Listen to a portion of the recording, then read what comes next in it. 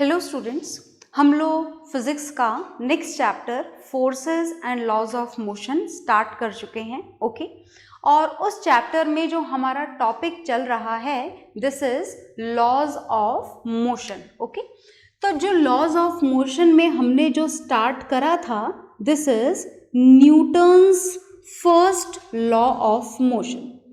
इस Newton's first law of motion को हम काफ़ी पढ़ चुके हैं और बहुत कुछ इसके बारे में हम समझ चुके हैं, पर कुछ और बातें हैं जो हमको जाननी है तो हम उन्हें शुरू करने जा रहे हैं। देखिएगा, this Newton's first law of motion is also known as law of inertia. Is it okay? और इस लॉ ऑफ इनर्शिया में इस इनर्शिया वर्ड का क्या मतलब है ये मैं आपको बहुत अच्छे से समझा चुकी हूँ। Is it okay? Inertia word का क्या मीनिंग है? अपनी पोजीशन में बने रहने की टेंडेंसी को हम क्या बोला करते हैं? इनर्शिया। Is it okay? तो according to this inertia, if a body is in rest, it want to be in rest. If a body is in motion, it want to be in motion. If a body is moving in a particular direction, it want to be in that direction only until and unless any external unbalanced force is applied on it, right? Okay? तो आपने देखा कि inertia किसी भी position के लिए हो सकता है, रेस्ट के लिए भी हो सकता है, मोशन के लिए भी हो सकता है, या किसी पर्टिकुलर डायरेक्शन में बने रहने के लिए भी हो सकता है। Is it okay? तो ये जो लॉ ऑफ इनर्शिया है, इस लॉ ऑफ इनर्शिया को हमने 3 पार्ट्स में डिवाइड कर दिया है। देखिएगा कौन कौन से 3 पार्ट्स हैं इसके।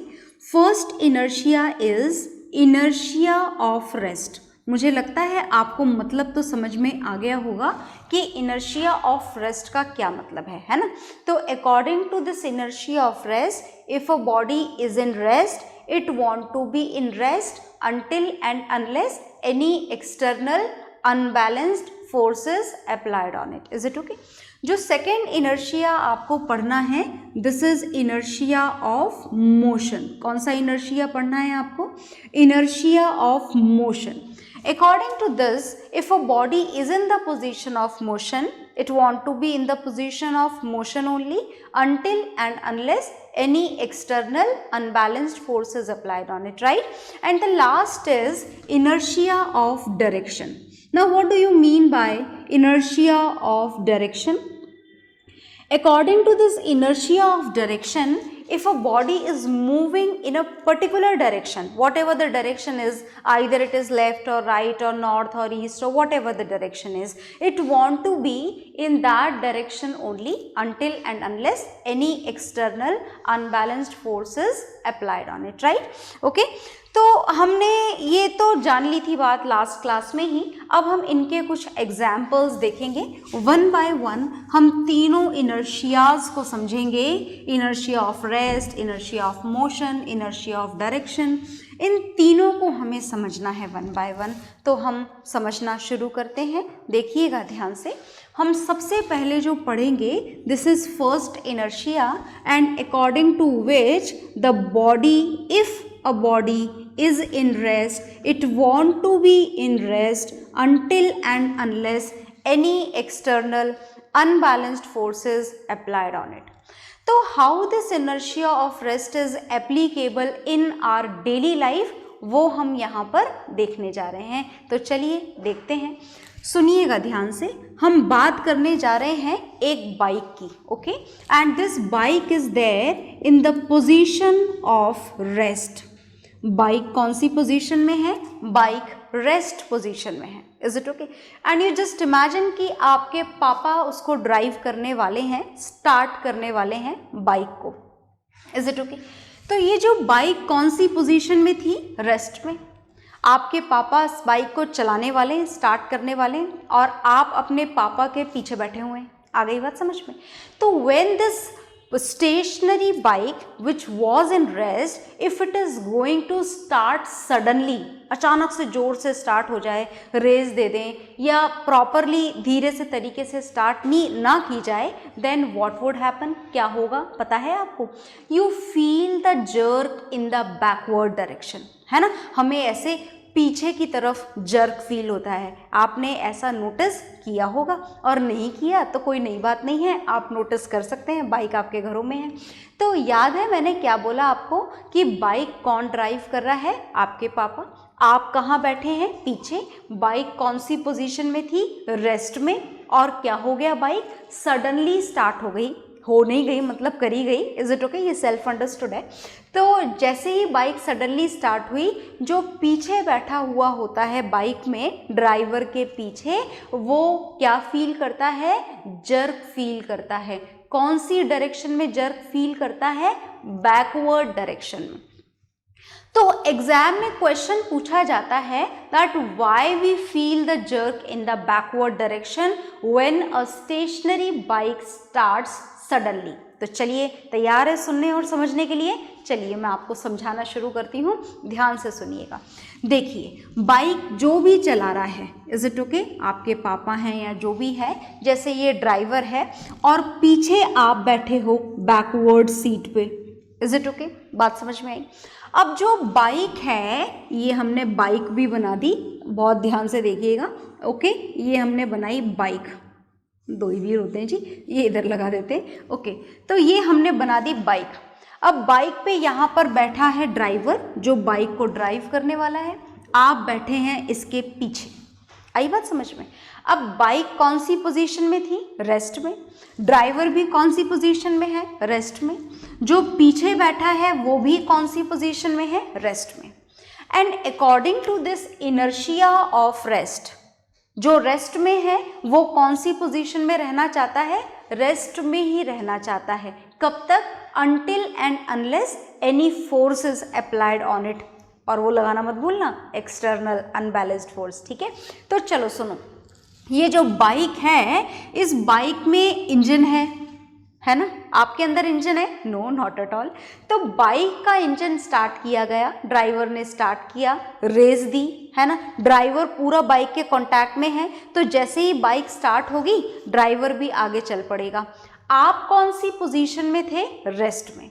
और आप इनर्शिया ऑफ रेस्ट के अकॉर्डिंग कौन सी पोजीशन में रहना चाहते हो?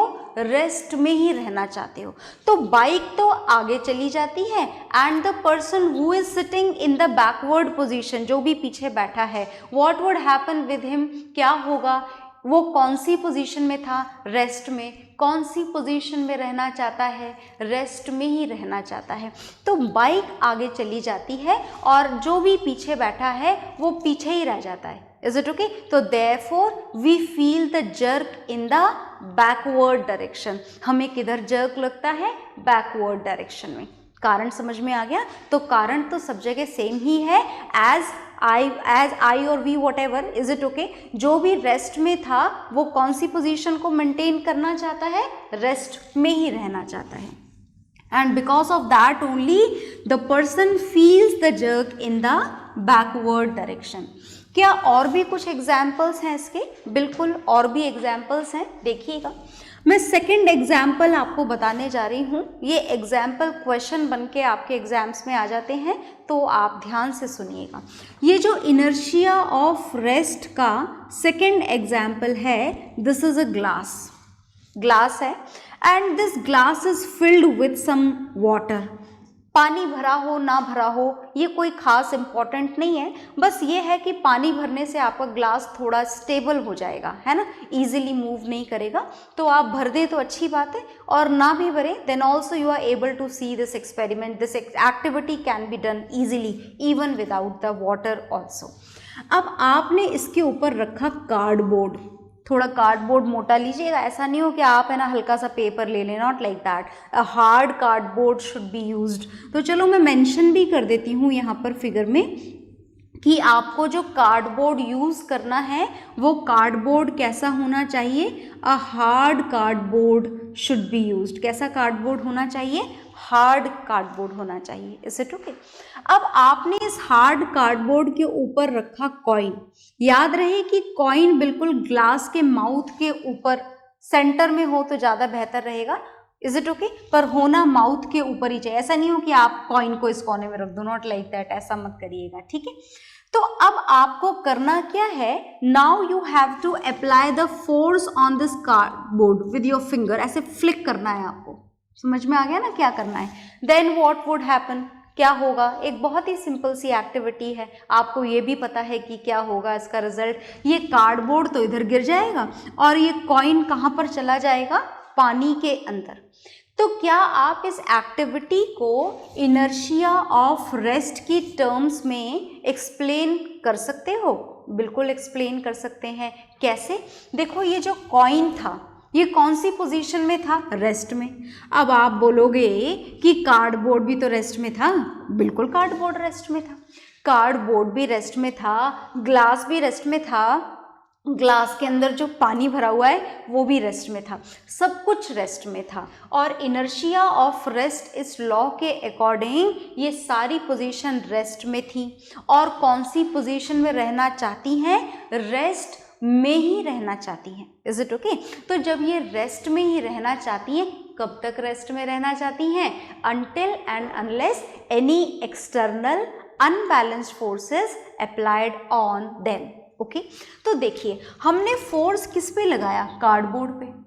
कार्डबोर्ड पे फोर्स लगाया है तो कार्डबोर्ड का इनर्शिया ब्रेक होगा, कार्डबोर्ड मूव करेगा, कॉइन तो रेस्ट में था। Is it okay? तो कॉइन कौन सी पोजीशन में था? रेस्ट में। And it want to be in rest until and unless you apply any force on the coin. तो कॉइन पे तो हमने फोर्स लगाया ही नहीं, हमने तो किस पे फोर्स लगाया? कार्डबोर्ड पे। तो कार्डबोर्ड खिसक गया और कॉइन रेस्ट में ही था। जैसे ही कार्डबोर्ड नीचे से हटा, कॉइन पर क्या लगा? force of gravitation, and because of that force of gravitation it moves in the downward direction and finally falls in the glass. Is it okay? तो ये हमने देखा second way, second you can say a phenomena is there which can be explained by the process of inertia of rest. क्या और भी phenomena है? देखो phenomena तो इसके ढेर सारे हैं, है ना? कुछ मैं आपको बताऊंगी, सारे बताना तो पॉसिबल नहीं है because it is applicable in most of the cases, बहुत सारे केसेस में एप्लीकेबल है। अब सुनना, मैं जो थर्ड बताने जा रही हूँ, देखो जी बात हम करने जा रहे हैं एक कारपेट की। कारपेट जानते हैं ना सारे बच्चे? डेफिनेटली जानते होंगे।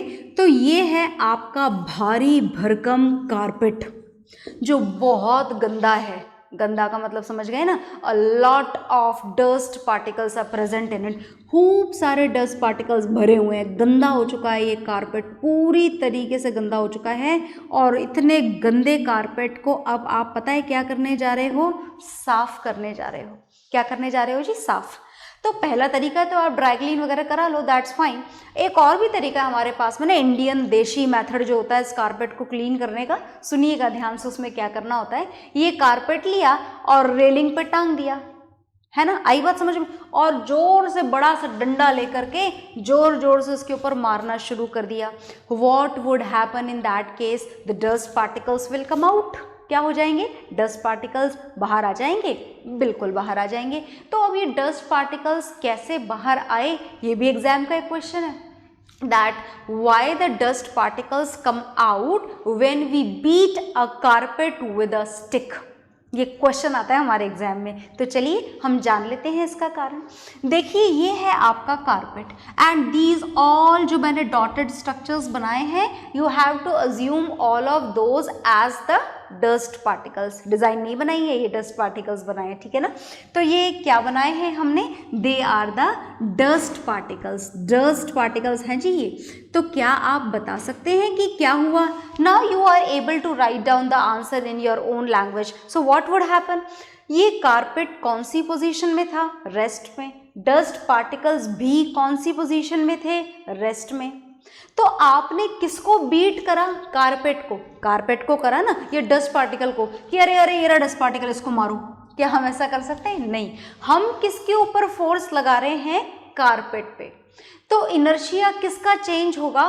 कारपेट का। कारपेट कौन सी पोजीशन में था? रेस्ट में। कौन सी पोजीशन में रहना चाहता है? रेस्ट में। पर हमने क्या लगा दिया? एक्सटर्नल अनबैलेंस्ड फोर्स लगा दिया, by which this carpet start moving, but still the dust particles were in the position of rest. कौन सी पोजीशन में थे? रेस्ट में। किस में रहना चाहते हैं? रेस्ट में ही रहना चाहते हैं, as the force is not at all going to applied on each and every dust particle. So when this carpet start moving, the dust particle will remain in the position of rest and finally fall down due to the force of gravitation, and because of this only the dust particle will come out from the carpet. Okay, so this is one more concept, one more phenomena which can be explained by the inertia of rest. चलो मैं एक और बताती हूँ, वैसे तो मैं बता चुकी हूँ कि बहुत सारे हैं, पर फिर भी हम एक और समझ ही लेते हैं। तो चलिए एक और समझते हैं, ध्यान से सुनिएगा। Now what we are going to do, look here, we are having a tree है जी आपके पास में, और कौन सा ट्री है? Let it be a mango tree. वैसे मैंगो का सीजन तो नहीं है फिलहाल, पर you just imagine as it is your favourite fruit I think. तो ये आपका मैंगो ट्री है जिसपे ये खूब सारे मैंगो लटके हुए हैं, देख रहे हो ना आप? Is it okay? तो this much mangoes are here, ये मैंगोज हैं। अब आप चढ़ गए इस मैंगो के पेड़ के ऊपर और आपने क्या करा कि इसकी ब्रांच को शेक करना शुरू कर दिया जोर जोर से। Is it okay? तो जब शेक किया तो क्या होगा?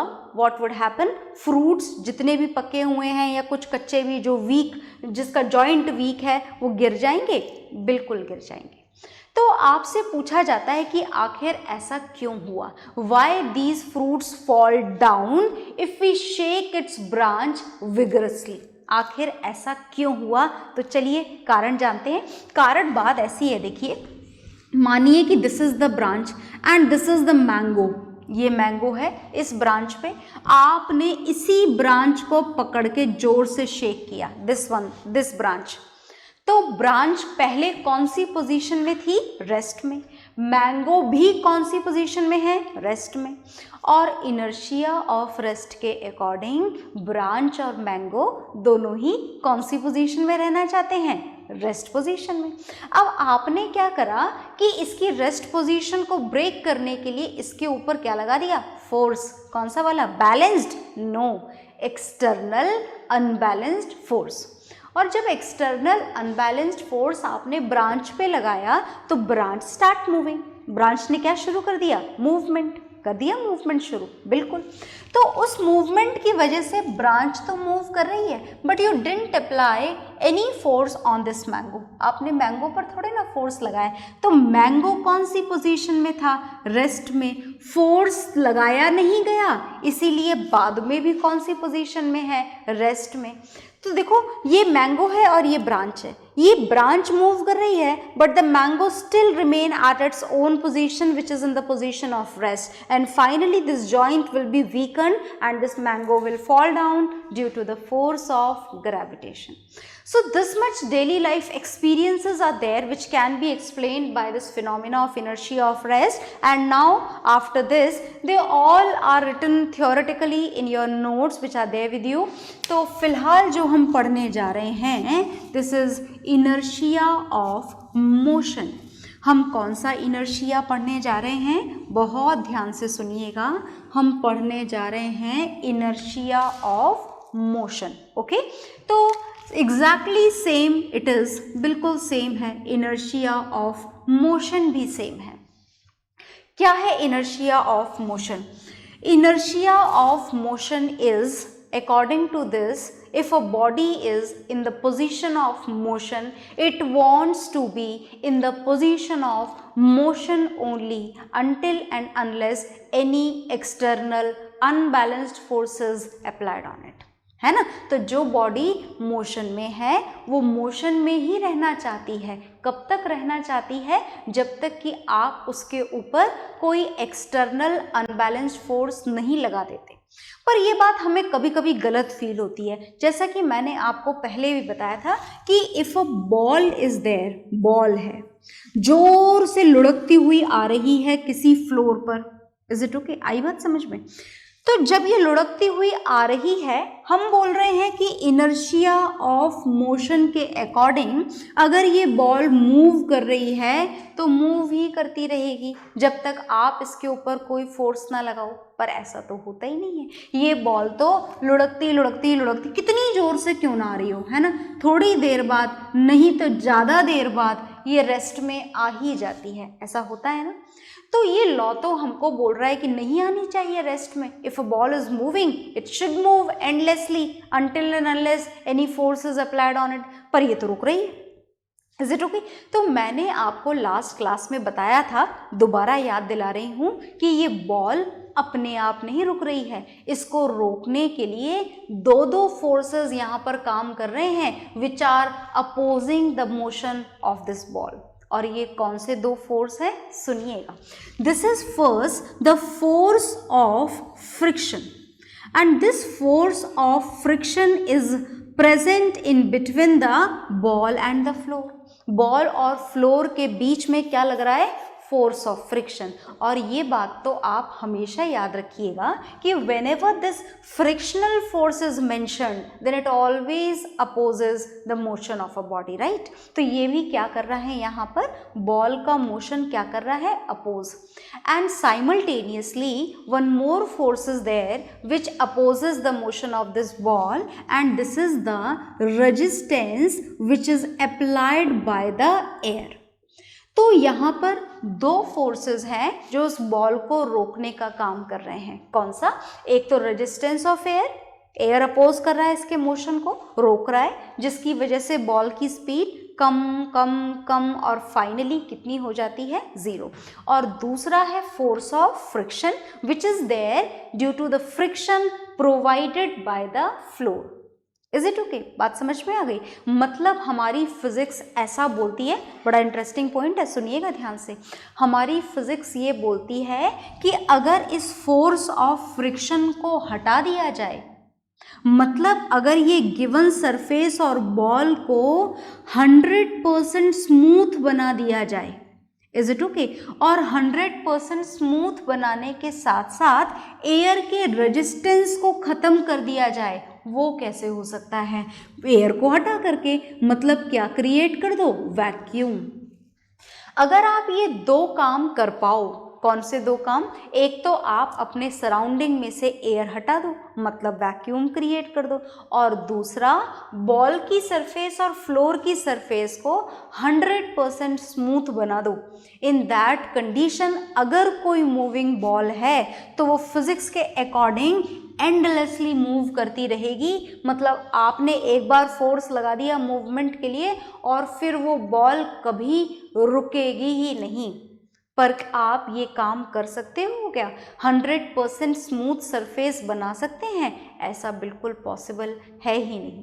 आप चाहे कितना भी स्मूथ सरफेस ले लो, आप इस फ्लोर की जगह ग्लास फ्लोर ले लो, ग्लास फ्लोर के ऊपर भी आप ऑयल डाल दो, आप कितने भी प्रैक्टिसेस कर लो यहाँ पर किसी भी तरीके से किसी भी फ्लोर को 100% स्मूथ बनाना, उसका फ्रिक्शन ख़त्म कर देना, this is also practically not possible. If two bodies are in the contact of each other then definitely friction will be there. Friction तो होगा ही सही। मतलब दोनों ही चीज़ें पॉसिबल नहीं है, ना तो इस सरफेस को 100% स्मूथ बनाना और ना ही इस बॉल का एंडलेसली मूव करना। Is it okay? तो याद रहेगा ना आपको कि इस मूविंग बॉल को रोकने के लिए कौन से दो फोर्सेस वर्क करते हैं इस बॉल के ऊपर? First is this force of friction which is due to the contact of this ball and this floor, and second is the resistance which is provided by the air. Okay, तो ये हमने जाना inertia of motion. Now we have to know some more examples of it. कुछ और इसके daily life के जो phenomenas हैं वो हम यहाँ पर पढ़ेंगे। ध्यान से देखिएगा, इनर्शिया ऑफ मोशन हम पढ़ रहे हैं। अच्छा, अब सुनना ध्यान से, जो इनर्शिया ऑफ मोशन में फर्स्ट डेली लाइफ एप्लीकेशन जो मैं बताने जा रही हूँ, आपको पहले भी बाइक पे बिठाया था थोड़ी देर पहले भी, to understand the inertia of rest, and now again we are going to know this inertia of motion, but in this case the bike which has to be used that should be moving bike. है ना, bike पे आप बैठे हो और bike कौन सी position में है, मोशन की पोजीशन में है, right. And when it stop suddenly, अचानक से ब्रेक किसी कारण से कई बार लगाने पड़ते हैं, तो in that condition we feel the jerk in the backward direction, no, this time we feel the jerk in the forward direction. इस टाइम जर्क कौन सी डायरेक्शन में लगता है, फॉरवर्ड डायरेक्शन में। तो अब फॉरवर्ड डायरेक्शन में क्यों, पहले बैकवर्ड में क्यों, तो बैकवर्ड वाला तो हम समझ चुके हैं, अब हम फॉरवर्ड वाला समझते हैं। तो we are on the moving bike, हम कौन सी बाइक पे हैं, मूविंग बाइक पे, है ना। सामने आपके कोई ड्राइवर गाड़ी चला रहा है, इज इट ओके, जो भी चला रहा है, तो जो गाड़ी चला रहा है वो कौन सी डायरेक्शन में जा रहा है, फॉरवर्ड। बाइक कौन सी डायरेक्शन में जा रही है, फॉरवर्ड। आप कौन सी डायरेक्शन में है, forward. That means bike and the driver and you, is it okay, we all three are in the position of motion. And according to this inertia of motion, if a body is in the position of motion, it want to be in the position of motion only until and unless any external unbalanced force is applied on it, right? तो हो क्या रहा है, देखिए bike आगे और आप भी आगे, कौन सी डायरेक्शन में मूव कर रहे हैं आप, फॉरवर्ड। तो व्हेन बाइक स्टॉप सडनली, तो बाइक में तो देखो ब्रेक है, आपके अंदर ब्रेक नहीं है, है ना। तो when bike stop suddenly we keep moving in the forward direction as no force is applied on us, है ना। हम पीछे बैठे थे और हमारे ऊपर कोई फोर्स लगा ही नहीं, तो हम आगे ही जाते चले जाते हैं। And because of that only, when the bike stops suddenly, we feel the jerk in the forward direction. आ गई बात समझ में। तो this is the example of inertia of motion, and many more examples can be written, but we are not at all going to write down each and every example. So look here, the next inertia is inertia of direction. ये भी आपने definitely notice किया होगा, सुनिएगा ध्यान से। हम inertia of direction पढ़ रहे हैं, and this inertia of direction says that if a body is moving in a particular direction, then it doesn't want to change the direction, it want to be in that direction only until and unless any external unbalanced forces applied on it, right? So what would happen in this case, inertia of direction? Listen to me very carefully. When we are going to move in a car, car में जाते हैं हम, तो क्या होता है car में, जैसे कार में आप जा रहे हो किसी एक पर्टिकुलर डायरेक्शन में, सीधे जाते जा रहे हैं आप, ओके, और अब कार ने अचानक से लेफ्ट या राइट किसी डायरेक्शन में टर्न लिया, तो जैसे कार यूँ राइट जाती है जोर से, है ना, हम तो इस फॉरवर्ड डायरेक्शन में जा रहे थे, कार ने किधर टर्न ले लिया, राइट में टर्न ले लिया। इज इट ओके, आई बात समझ में। तो जब कार ने राइट में टर्न लिया, हम कौन सी डायरेक्शन में थे, forward, and we want to move in that forward direction only until and unless any force is applied on us. कौन सा वाला, external unbalanced force, is it okay? तो when this car turns towards the right side, then what would happen, we keep moving in that direction only, and therefore we feel the jerk in the opposite direction of the motion of car, right? Car right में जा रही है तो हम left में मुड़ जाते हैं, कार लेफ्ट में जा रही है तो हम पूरे राइट में ऐसे बेंड हो जाते हैं। तो बेंड होने का कारण समझ में आया, क्या कारण है, बेंड होने का कारण है inertia of direction, as we were moving in a particular direction and we want to move in that direction only, तो हम उसी डायरेक्शन में रह जाते हैं, कार दूसरी डायरेक्शन में चली जाती है। आई बात समझ में। तो finally with this example the law of inertia is over, खत्म हो गया है लॉ ऑफ इनर्शिया। इसके जितने भी फिनोमिनाज एग्जाम्पल्स मैंने आपको बताए हैं, वो सारे फिनोमिनाज एग्जाम्पल्स आप पढ़िएगा, उनको याद रखिएगा, और नेक्स्ट क्लास में हम पढ़ेंगे next topic. Okay, bye everyone.